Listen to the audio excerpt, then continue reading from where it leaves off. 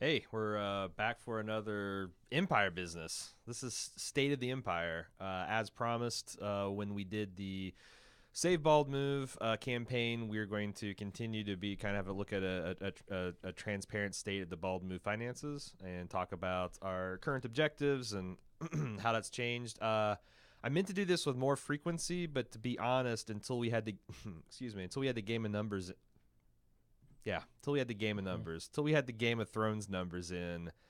I didn't have much to report other than, as projected, we're barely making by. If you recall, the last time when we had the Save Bald Move campaign, and then we had the follow up videos, and we showed that, we had roughly $38,000 shortfall for 2017 projected, and that we needed to have at least $25,000 through February, or we're going to go bankrupt.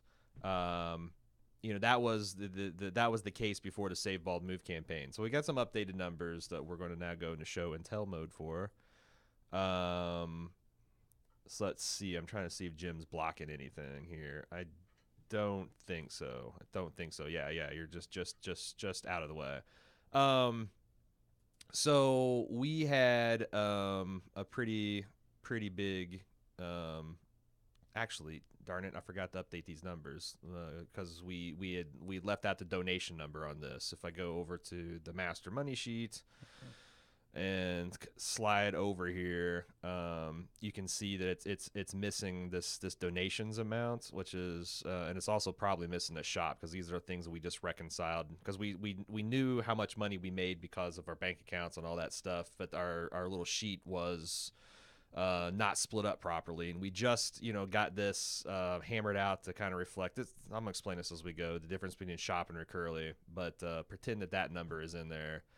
And when these are our total projections that were going to happen, and then you can see like the actual number and the difference. So we only projected what 2148.40 to be made in November, but because you guys are all and gals are all heroes, we actually made 21,505 plus. Yeah, it's 45,550. Yeah, like all told, if you add all this up, it's $45,914.03.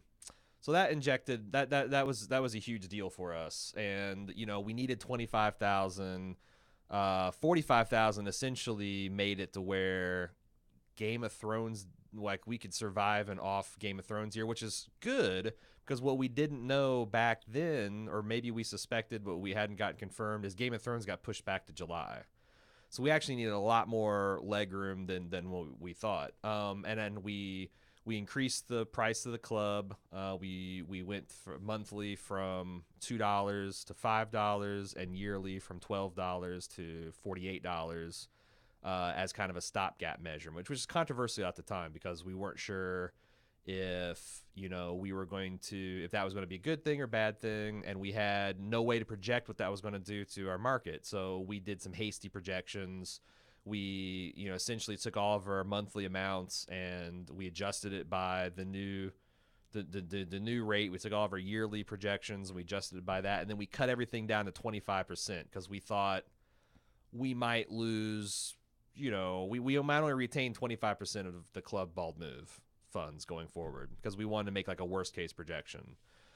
All right, so all that background, you can see that you know in December, I think, is the month we transitioned over to the Recurly system. But Hmm. December is just a very slow month. Obviously, bunch of people had given us a pile of money in November for the Save Bald Move campaign. But it still was quite a bit higher than we projected because, again, these numbers are based on the previous years with a little bit of a growth factor. And, as you can see, we didn't make a ton in the club the year before. So even with the growth factor, we were only projecting 650 to $5. We made 3,000. That's great. And that trend continues. Like we traditionally don't make much in January or February. February it starts to get better because The Walking Dead comes back, and you can see that we're still in the sweet spot. But here's where it starts to suck because here we start getting into the thick of Game of Thrones, and the projections aren't there because Game of Thrones isn't there.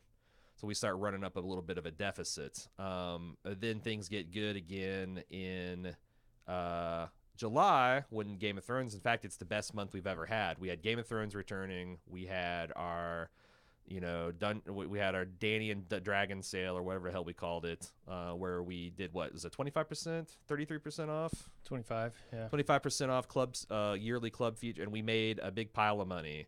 And then we kind of regressed to the mean, but still, the nice thing is like the old club was really swingy. Like, you would see, as you can see for our projections, like the numbers would swing all over the place. This new club, the Recurly, is a lot more consistent. And then this is our year-to-date or month-to-date sales for October. I think we're going to come in maybe a little bit less than September, but we don't know because The Walking Dead just jumped in, and if and Stranger Things is coming, Mr. Robot, some things that might bump that up. So we actually beat our projection if you total the whole year up by about $2,200. The bad news is if you take out the donation stuff from this month, because I doubt we're going to get another $45,000 month in November. I could be pleasantly surprised. We're actually $17,000 in the hole as far as what we projected. So the projected numbers, if you'll recall, we multiplied all of the monthly and yearly amounts by the prospective increase. We then also multiplied it by 0.25 to reflect the fact that we might only retain 1 out of 4 club members. Can you speak to a little bit about that? Like where we've also identified other areas where our projections were kind of off. Yeah, so we know, in November, or I guess December of last year, we went from a club which was essentially name your own price. So the base, like the minimum we were asking was, $2 a month or $12 a year. It turns out that our numbers, after looking at the average that people were paying, was more like $287 a month or $14.19 yearly. So it ends up that like we projected the increase of the club price higher than what it actually increased by, right? So where we say, okay, well, we took it from $2 to $5, that's a 250% increase.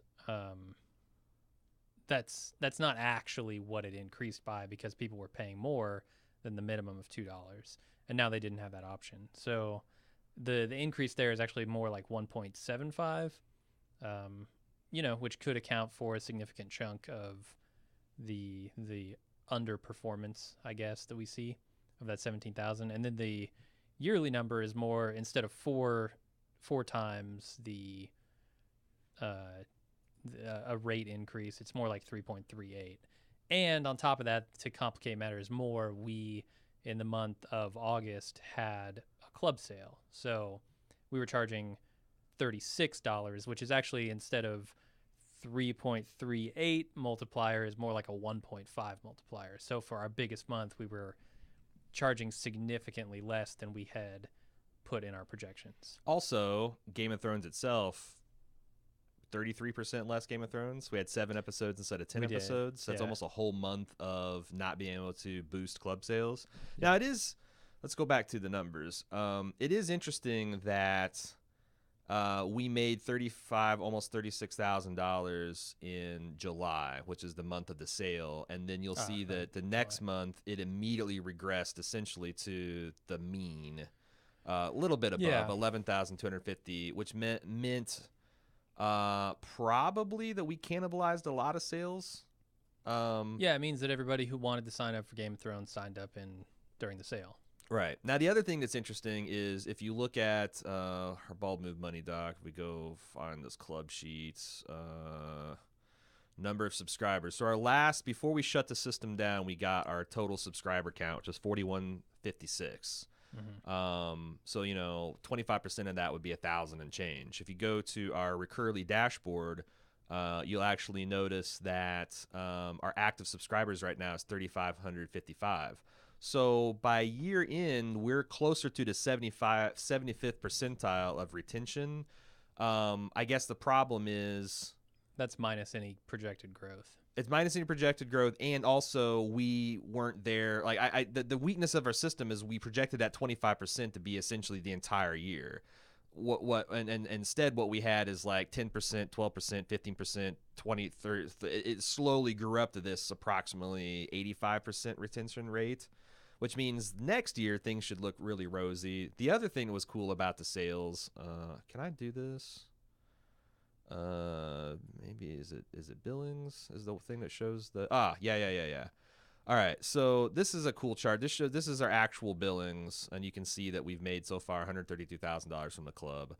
Does that include December? Yeah, December of last year, which is tiny. Yeah, because that was our transition month. We ran most of the month through the classic club, and then we had this one. The cool thing that the Game of Thrones sale did is it really boosted our net renewal. It like essentially doubled it, and you see that's something that that's essentially our monthly subscribers. It's also they have some kind of weird blended ratio to decide like when do you count they got some algorithm to kind of spread the annual subscriptions out to. So the sale, even though we had 3 times the monthly sales, but we also like almost doubled our net billing renewals, which is really sweet. And you can see that has had kind of like a pretty permanent uptick. Like this is quite a bit higher than the month before, and like our new normal is like 12,000-ish, whereas before it was around 10,000. So it looks like that's a pretty good deal. Obviously it made us a lot of money. The thing is, it's such a singular event that I don't have any kind of confidence to say, here towards the end of the year, if you held a gun to my head and say, is the club priced correctly? I would say, I don't know. Like, I think you can make an argument that maybe we'd have been better off if the club was slightly less. I don't think I certainly think that the math is in, we're not undercharging anymore. Like, I think every dollar we would add would start really digging into, the club membership. So I feel like that we've got a decent price with some seasonal sales. Like our next sale is going to be whenever Westworld comes out, either in February or April at the latest. But the other thing that's really been a challenge for Bald Move this year is that, as we explained in the last video, Bald Move is seasonal, not the way you would expect. Like, summer's here, so we're a convenience store and we're selling a hell of a lot more pop, but our coffee sales are sucking. And then February rolls around, we're not selling any ice cold drinks, but our coffee sales are spiked. Our peaks go with the shows, and it's been very consistent. Like, Mad Men comes back in the spring, Game of Thrones comes back in the spring, Walking Dead comes back in October, and it comes back in February. And these shows are always slotted kind of in the same time slots. And this year, what we found with some of our big shows, our biggest show, Game of Thrones, it didn't come back till July. And you can see that, when we had these projections, it was tough because the internal system was expecting to see a spike in April through March through July, and it saw a decline, and instead got this massive increase in July, which we know will not happen.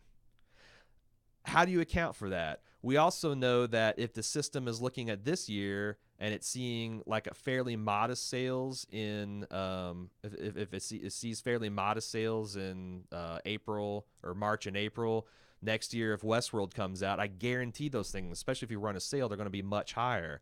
How do we actually account for that? Yeah, we've been talking about it internally a little bit, and it seems like there might be some kind of system we could arrange to say, to estimate based around shows instead of around months, because the calendar year doesn't make a lot of sense for us anymore. But financially, we have to be responsible for the calendar year. It's a weird mix. Well, and it's like... But if you could assign like a multiplier to a particular show, like say, okay, we know Game of Thrones is coming back. That's going to increase it by 3x. Then we can kind of say, when we find out when Game of Thrones is coming back, we can slot that in and say, okay, these months are going to be bigger by the multiplier of that show. So Walking Dead, maybe it has a 2x. Maybe Game of Thrones has a 3x. But then you look at only making projections a few months ahead of time, because Yeah. that's the only that because you don't know when the show is coming out until a few months before. Right. And I think that like it's been a long on my to-do list to take our traffic data that which we also have and marry it to our financial data so you can see as the traffic goes, here goes the money. Yeah. And like we've got some rough rules of thumb like it seems like our club sales lags almost a full calendar year behind our growth and traffic. Mhm. So like we have a big bump in Game of Thrones. It doesn't move the needle as much as you would expect until the next year. So we have another massive growth, but now essentially year 2 people are hearing the ad for a second time. Maybe they're feeling guilty that they've listened to a year's worth of Bald Move and haven't paid whatever. I don't know why the psychology is like, we sit there and we have our theories, but I don't really know. But if we married the traffic to the money, so we could really make some interesting trends. And I think that the actual holy grail is to then say on the projection, okay, this mountain of traffic, it's not going to happen in March and April. It's now going to happen in September, October. Mhm. And so 2018 is going to have the correct projections because what's going to happen in 2018, let's just go and look at the numbers. So 20, and as you can see, here's the injection of cash. If you follow the cursor, it's kind of moving on. And then, we start dipping low. We were supposed to have Bald Move money, or we're supposed to have Game of Thrones money coming in here. It didn't happen. We're getting lower and lower. This is about like Jim and I's internal, like, oh shit, we're starting to panic because we have less than 2 months of runway. But Game of Thrones did come back, and it came back in a big way, and it stabilized this. And the other unsung hero, before we get to the 2018 projections, I swear to God, this is all positive. I feel like we've been talking doom and gloom, but this I'm going to turn it around. It's positive. The other unsung hero is like Jim and I, as a matter of faith, have been saying, if we just keep doing what we're doing, the ads will come. And they've started to come. Our total ad sales for 2016 was just over $17,000, as you can see, which was an improvement from about $8,000 in 2015. 2017 so far, and this is probably going to be all because I think we pretty much booked out the year of all the shows we can. I mean, I don't know. There might be some additional money coming for Walking Dead. Maybe, but it hasn't happened yet. There's no indication that it will. So. Yeah. But you can see we've made almost $46,000 of ad sales. And that has been a real, that makes real up treat. The difference, right? When you see, okay, well, we've the big thing last year was we lost Amazon, and Amazon was way bigger than that number, but the difference between the club, because one thing we haven't talked about is our costs, right? Our costs for each month are somewhere in the range of like $15,000 to $16,000. Yeah. So if you say, all right, well, month to month we're making $12,000, we're actually losing $3,000 to $4,000 every month. Yeah.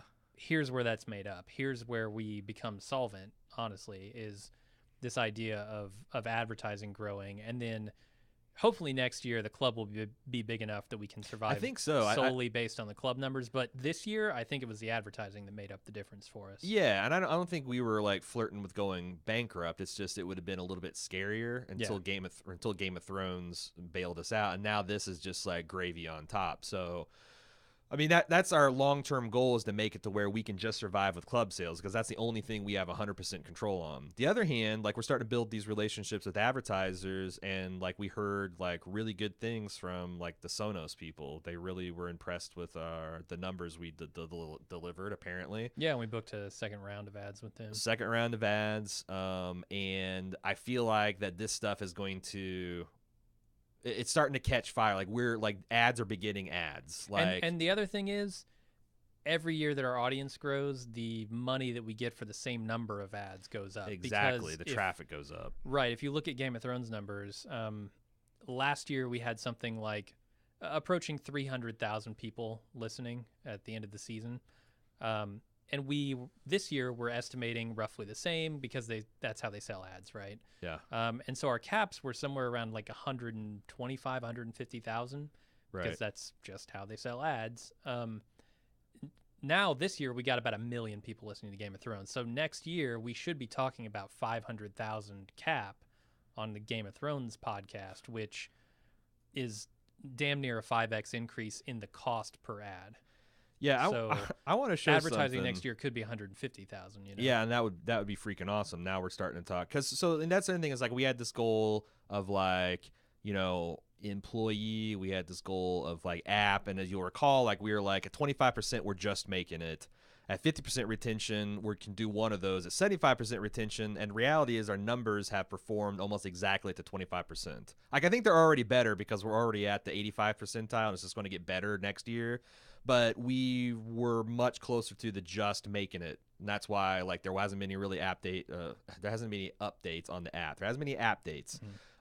Get a load of this. This is Bald Move's historical lifetime traffic.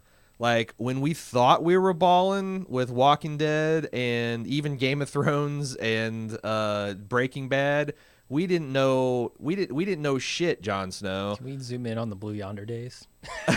I think this is post. Yeah. Blue Yonder, This is essentially I think season 4 of Breaking Bad on. Okay. But look at this fucking traffic, man. Yeah, look at the bounce from daily traffic. Look at the bounce from last year, right? You can see the huge bounce of Game of Thrones. So yeah, like ignore this spike because this was actually something we did, up. and it made like every bot on the internet download every podcast 5 times that day. Right. But this is Game of Thrones season 5, Game of Thrones season 6, Westworld. Hey, yeah. Hey, see you next year, Westworld. Game of Thrones season 7. Holy shit! I mean. Now, what does Game of Thrones season 8 look like? Yeah, it's going to be nuts because like I don't like some people are unhappy with season 7. I don't think they can do anything that would like if you sat through season 7, you're gonna sit through 6 episodes of season 8 just to see how it ends. Oh sure. Now the cool thing is like another thing that I had this theory is like even in our off seasons, like we can't like slack because we still bring in a lot of money during that. So even during these periods of low traffic, like we were working our asses off doing 3 shows a week. And I think it shows up in the billings because we like in years previous, we'd see dips and valleys and stuff. Like this new system, like seems like it's very consistent for us, a consistent performer. Yeah. I'd be interested to see what happened if we did nothing over those months. Like there's no way to do that because we're going to do something. And it's like also because some people are locked in yearly and like, would they like, I mean, like we're just not as considering a thought doing experiment, this. I would love yeah. to see what those numbers look like if we did nothing in the off months. When I say off months, I mean like very small shows. Right. I mean, that's the thing. Like, I feel like Game of Thrones brings people into the tent, but the thing that builds the tent and makes it fat and consistent are the other shows we do. The reason that keeping people engaged. The reason people support us and decide to do a club in the first place is because they like us, they like our takes on television and movies and all the other stuff that we do, and they don't want to miss out on any of that. So, but yeah, this traffic, and again, like if you go back and look at the Westworld numbers, were these the Westworld numbers? I think to the right a little. Yeah. Yeah. October. Yeah. These are essentially Westworld and Walking Dead, and Westworld got into the 200s. When it comes back, it could be 600,000, and we could have a mini Game of Thrones. And that's why people ask me, "Is like, at well, the beginning of the series, right? Like that's the thing. Game of Thrones, we hit these numbers in season 5. What if we hit them in season 1 and 2? Yeah, I mean that's like that's again. Here's Game of Thrones back in season 3, season 4 maybe. Game of Thrones. No, this is season 5, so this is like season 4, season 3, season 2. It goes back to Anyway, whatever. Yeah. People ask me like, are you afraid when Game of Thrones goes off the air? And I'm like, not really, because Westworld's coming on strong. Like The Leftovers did almost 100,000 out of nowhere. And I think The Leftovers was kind of a surprise hit for us in the final season. But I think like that strategy of bringing people, introduce them to Bald Move with the big shows, and then give them stuff to stick around for means we don't have to worry when the big shows go off the air. Our advertising might dry up a little bit, right? But if we're not dependent on the advertising, if we get the club to a level where month in and month out it's meeting and exceeding all of our costs, then we're good. And the other thing is like, because obviously a lot of people don't stick with us year round, but look at the base level traffic. Yeah, like after Game of Thrones, here it was, then it goes up to here, it's about double. Game of Thrones is off the air, but if you look at the base level traffic, it's still quite a bit higher than the base level was before. So that boat just keeps rising a little bit at a time. What else was I wanted to talk about? So we talked about ads. I guess we can look at next year. So this is the first. This is fun because this is the first year. What we always do when we update our yearly numbers is we always go out till the end of next year and see. And almost always it's a negative, a big negative number. Yeah, and we're like, because like, well, I think our projections are wrong, and we could probably make that we up always in go, advertising. We always go super pessimistic projections. Like essentially, I think this year we're projecting to do exactly what we did this year. What do you mean as far as like triple the numbers on some shows? Or? No, I mean there's no growth. No growth? These are numbers with. Well, that's foolish. Well, right, but I'm saying like look at the end of the year, we show $131,000 surplus, which tells me that essentially what Amazon did is they stole a year of growth from us. Right. That $118,000 that they took out of our budget, which fine, whatever. I don't want to get this thing all stirred up again because I think reality is Amazon just decided this no longer made sense for them, and it probably didn't. That's fine. But business decision. No big but deal. but like I said, what it did is it essentially stole a year of growth from us, and now we've recovered and we're at where we thought we would be this year. And like if these numbers hold, if we get through into the spring and these projections are all looking really good, then what are we going to do? Also, like I think we're projecting exactly what we did for ads, which if that doubles, that number is going to go up. If our club grows by 25%, that number is going to go up. 2018 seems like the year of moving and shaking because, as you can see, why do we have total income of $58,000 in November? Because it's calculating another Save Bald Move drive. Well, it wouldn't it? No, look down in the total income bracket. Why is there total income bracket? Why would we assume another Save Bald Move for drive? this? Yeah. Oh yeah, it's assuming that we're going to do everything we did last year include. Oh, that's the other artifact is the way I do the ad sales, because we make these sales months in advance, and then when they actually get like for example, I just got a check yesterday. I'm probably not going to show it because I'll just show the stub. I'm not even going to show it because who knows, this might have information that could. You got to be careful when you're doing live stuff on the internet. We got a check for $10,000 that we're about to deposit in a check. I'm going to take this. And what was that? What campaigns was that for? So this was for, we got all these amounts are $3,375 we got for RX Bars, Casper, and Bombfell. Okay. From Libsyn. No, I mean time-wise. Oh, these were all August 2017. Okay. So as I get these in, I take that amount off of this number that we have outstanding, and then this outstanding number just keeps floating to the next month. So we know it's out there in our budget. It's accounted for our projections. So as an artifact, the way I do that, if you look at next November, it's saying all these ads are going to come in. But what it really means is that's everything that's going to come in. Yeah, it's still projecting by the end same. Of the year? It's still projecting this. I don't know why it's a little bit more. There must be some kind of fuckery going on because that's about 5,000 more than I think our total sales were so far. But it's close. Whatever. I got it. There's still a couple of things on these ad projections, but this is just essentially predicting that we'll do the same things we did last year. And for the first time ever, I'm saying like literally for the first time ever, every month we're in the black. Yeah. And we've never ever done that before. I'm trying to think as I update. I don't know if you can actually see. We go back if there was any old projections. Because we've all here we go. Like this is what the years would normally look like. Oh fuck, we're gonna go bankrupt. And so that's the funny thing is that's the year after we started this full time, right? Like 2014 was the year, February or March of 2014, right? So the year after, we were looking at essentially going bankrupt if we didn't put a lot of our own money in. Right, and that's why. That's also, if you remember from the Save Bald Move, made up by us. Like I've got $25,000 that is like in a hole because I didn't take income. I didn't take nearly enough money to survive, and then some months didn't even take payroll. Jim and I both did that.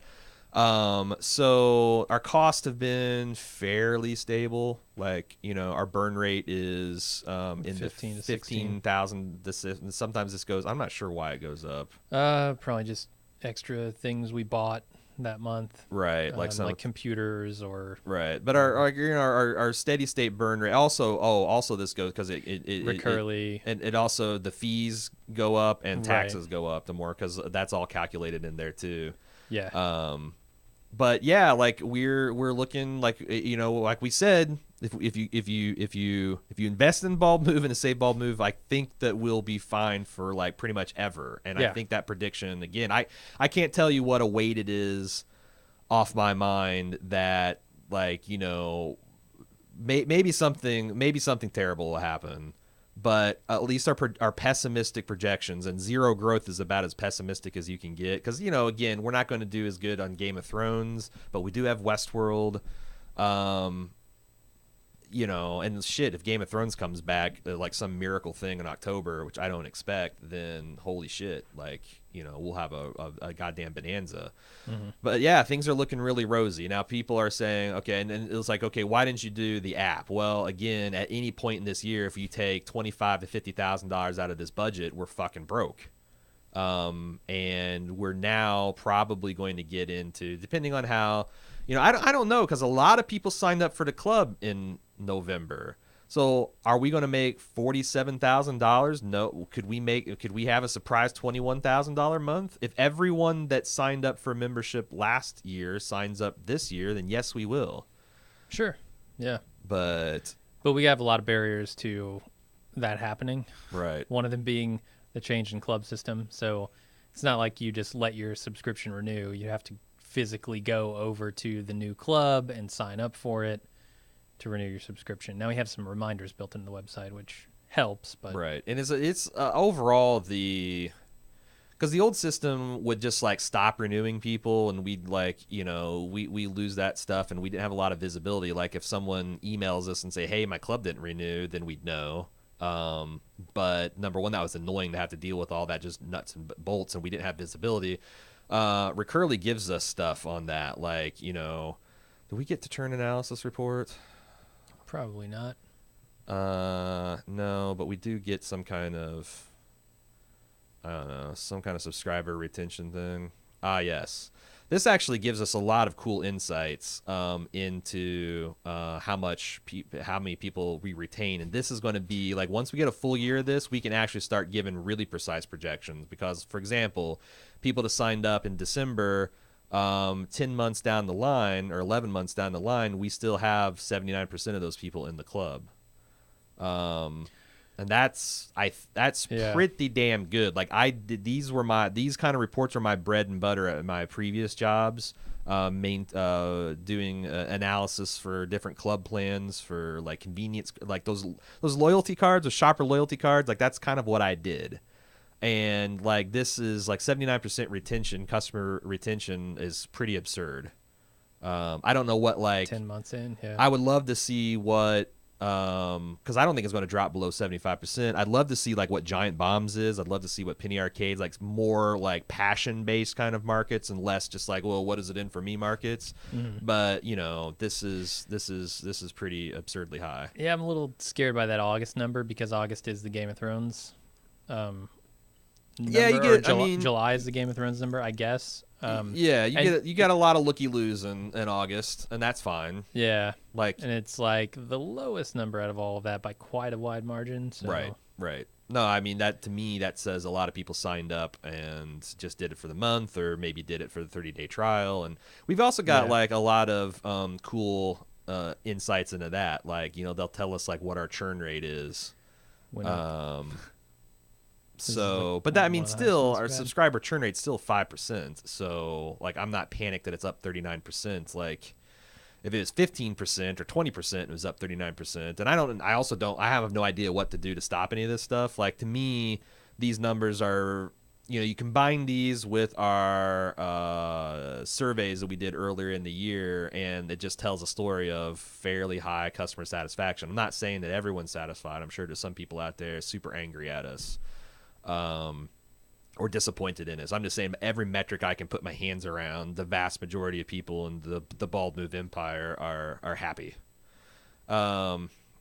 So your next question might be, okay, Aaron, so what is your plan for the app? And we are starting to submit. We didn't bother submitting the request for proposals because we, until we had the Game of Thrones money, we, like it would essentially be, work up this quote, and then by the time we come back to them 8 months later, things would be different and we'd have to do it all over again. And I've been on both sides of that table. I didn't want to waste their time, but we're going to start requesting proposals. And there's a lot of questions we have. For example, I still personally am not I'm barely keeping afloat. That situation is still the same, and things happen where I talked about my son's teeth problems. I had to put another $800 into his mouth, and I had to pay $400 for my own because I had two fillings. I didn't go to the dentist for 2 years. I got two cavities. I don't have any money in my budget for shit like that. I have my money each month planned down to the dollar, and essentially we have $100 or $200 surplus at the end of the month, which is better than some. But I'm still not where I want to be, and I'm it's been this way for 3 years. I'm getting a little haggard about not being able to have enough money to upkeep my car, not have enough money to upkeep myself, not have enough money to upkeep our home. A couple things that have made that better is Cecily just got a promotion at her job. So we got a little bit of money coming in, a little extra money coming in there. And then I guess the big question for me, I've got good credit, but right now my actual credit worthiness is damaged by the fact that I have all this unsecured debt in my personal life. If I paid all that off, I would go right back up to having A1 credit. Would it be better to take money out of Bald Move and pay off those debts so I have more positive cash flow, and then use because you got decent credit now too, use that credit to actually put the app on a credit. So it's essentially transfer my debt from my personal debt to Bald Move. Bald Move pays me 20 grand. Me and Jim get a $50,000 loan under Bald Move's name for the app development, and then Bald Move pays that off. I don't know. I don't know. It feels selfish to take money out of Bald Move, but on the other hand, But it feels crazy to me that this corporate entity that wants to do all these things, which is Bald Move, that you would have to subsidize that with your own cash. Right. At this point, Bald Move has the income, as we just went through, to do something like that and to service a loan. Yeah. Why would we continue to toil under the personal debt when Bald Move is where it should rightfully go? Right. I mean, that's the other way to look at it. And I don't know how, that's the other thing is we've been talking to our accountant about, if we want to do that, how should we structure it? Is there another way to structure that to where it's less just taking surplus out of Bald Move, and is there a way to structure that as some kind of, interpersonal loan? I honestly don't know. I'm not a money guy. We have a money woman who can get those answers to us. Like I said, we're having those conversations with her. I know there's a couple of listeners that stepped forward to said that they would help us get business commercial financing and some sort of loan. I don't know. I'm just saying that this is the we've got this. All I can do is give you the accurate.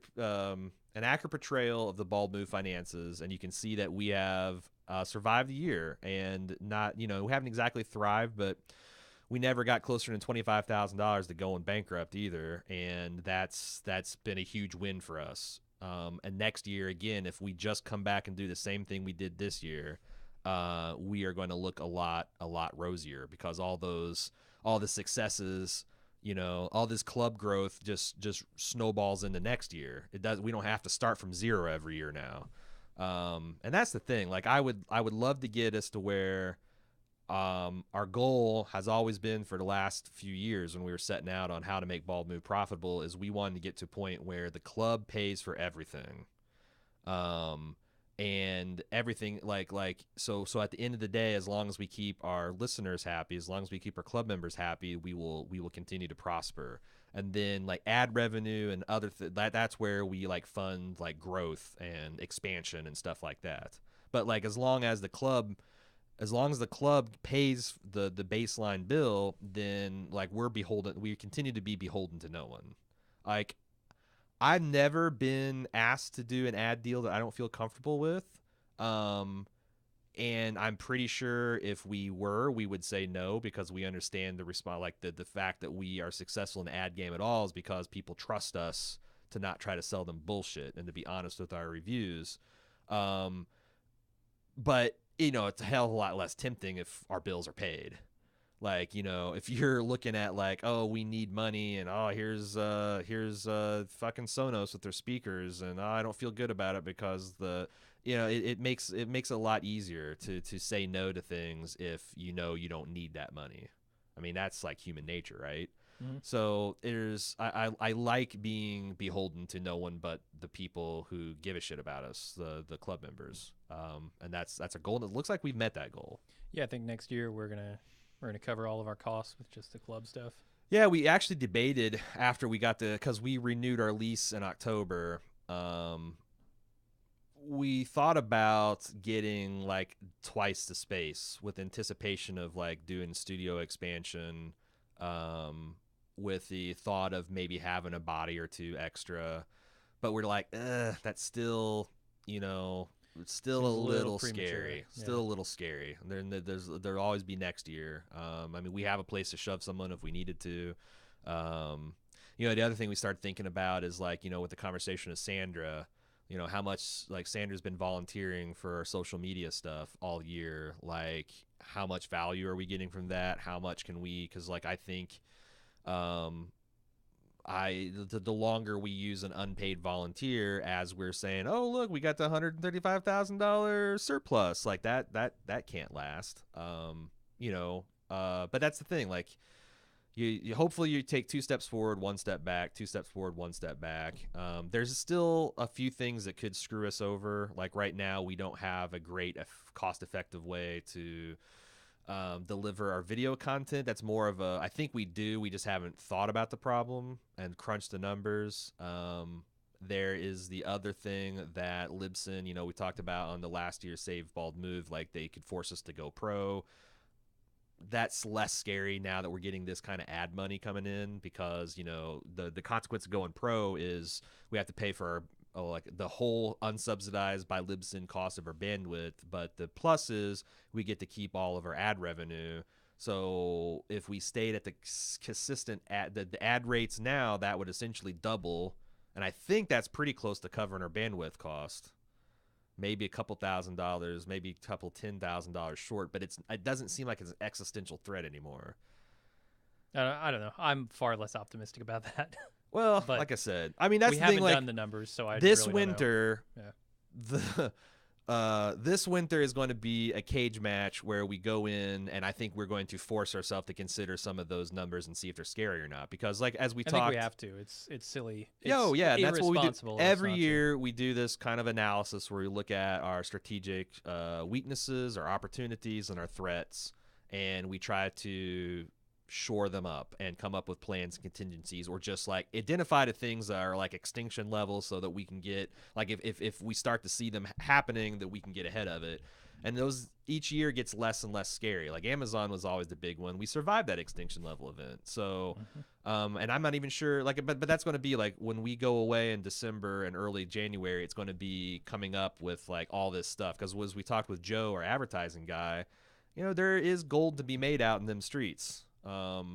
If we had a freer hand selling ads, and we had the attention that we maybe not get from a larger, we've evaluated and rejected a couple other deals this year from ad companies that wanted us to come in, and one of them fell through because we just couldn't quite come to terms. The other one I was excited about, but our idea was, we'll give you Mr. Robot or one of our smaller shows, because they wanted us to go, as a test, to go completely onto their system, like just like the Libsyn deal, where we would now be paying for our bandwidth. right? And the numbers look good, but they wanted us to go all in with Game of Thrones, and like that's That not a could bankrupt test. us, That's no. like I mean, I have no doubt that you guys are reliable, but you want me to essentially give you a can full of gas, a handful of matches, and start sprinkling around my house and say, trust me? Like, no fucking way. So we just got cold feet. Like, again, it's nice to be in a position where we can make deals out of what we think is good and smart, and not out of any kind of desperation. Like, watching Mike and Jared Penny Arcade and all this stupid shit that they did over the years that really put themselves behind the 8 ball in similar situations, I've learned the wisdom of, well, I'm not going to trust anybody because nobody cares about this business more than me and Jim. I don't know. Maybe a couple of you crazy people do. Like, maybe, but I doubt it since it's our livelihood. And that certainly goes for slick salespeople and people that want us to put our names on the dotted line when maybe the math doesn't check out and they want us to go all in and we just want to do a test. So, but my experience with Bald Move has been you first get bullshit offers. And that's the leading edge of the wave, and you'll start getting more and more legit offers. We saw it with, offers to collaborate and help with technical things. We saw it with we see it now with advertising, and I think that the next the next growth of whether we stay with Libsyn or we go pro with Libsyn or we go to a different competitor or whatever, like these offers are more and more legit. It's a long way from 3 years ago. We evaluated Blog Talk Radio and it was a joke.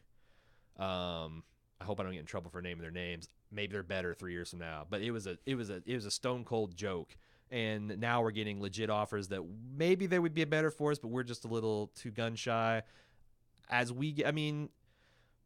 The other thing is like Sonos came to us, didn't they? When they saw us on crushing it on PodTrack. Mm-hmm. Like some of this stuff is like we continue to do good work. Like we were the #1 podcast in the world for like a day, yeah, for like a week or two there in and the start of Game of Thrones. Now, interestingly enough, I don't know why we fell off because our numbers only went up. So maybe everybody else's numbers went up too. Like maybe this is the year that everyone discovered podcasting. Like.